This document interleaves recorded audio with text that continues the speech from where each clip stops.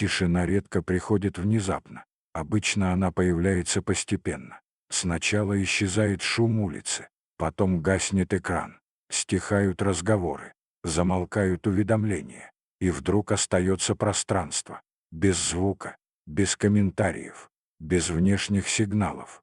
И в этот момент многие чувствуют странное напряжение, как будто что-то не так, как будто нужно срочно включить музыку, проверить телефон, заполнить паузу.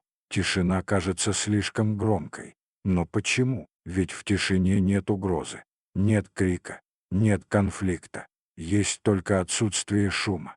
И все же она тревожит, потому что тишина убирает отвлекающее. Когда вокруг шум, человек занят. Он реагирует, отвечает, смотрит, слушает. Шум создает ощущение движения, а движение — это ощущение жизни.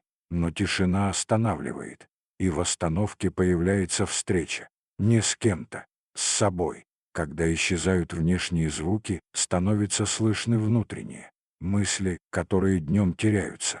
Вопросы, которые не хочется задавать. Чувства, которые удобнее не замечать. Тишина — это зеркало, и не каждый готов смотреть в него долго.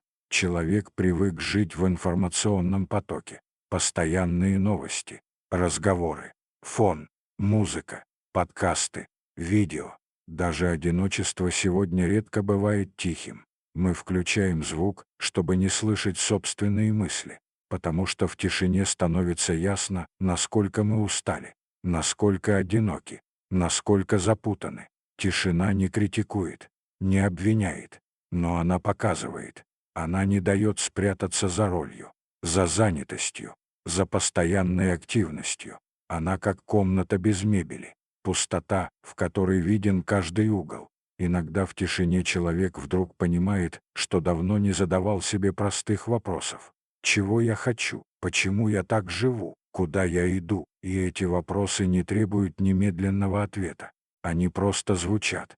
И в их звучании есть тревога, потому что тишина разрушает иллюзию контроля. Когда шумит мир, кажется, что все движется. Когда тихо, ощущается неподвижность. А неподвижность напоминает о конечности, о времени, о том, что жизнь не бесконечна. Шум помогает забыть об этом. Тишина напоминает. Иногда тишина обнажает пустоту. Не внешнюю, внутреннюю. Когда человек остается наедине с собой и вдруг чувствует, что внутри слишком много непрожитого, непроговоренного, непонятого. И тогда хочется снова включить звук.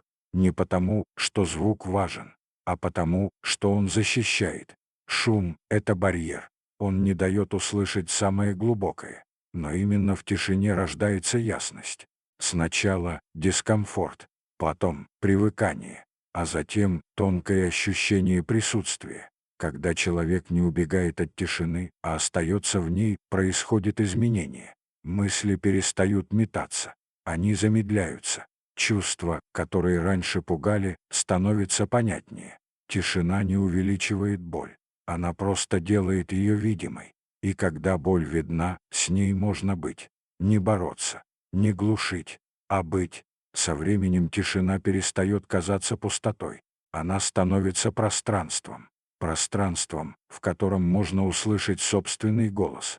Не голос ожиданий, не голос общества, а тихий внутренний ориентир. Человек начинает замечать, что в тишине есть глубина, есть покой, который невозможно найти в шуме, есть ощущение целостности.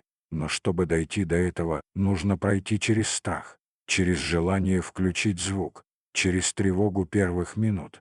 Тишина пугает, потому что она честная. Она ничего не скрывает. Она не дает отвлечься. Она не предлагает готовых ответов. Она просто есть.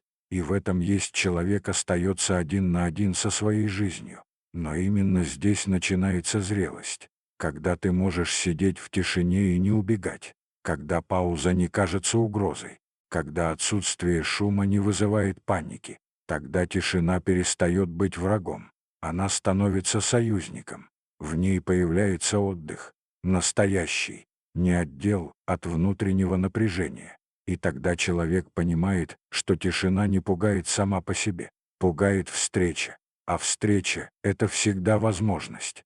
Возможность увидеть себя честно, услышать свое дыхание, почувствовать жизнь без декораций. И если однажды он перестает бояться этой встречи, тишина перестает быть пустотой. Она становится домом.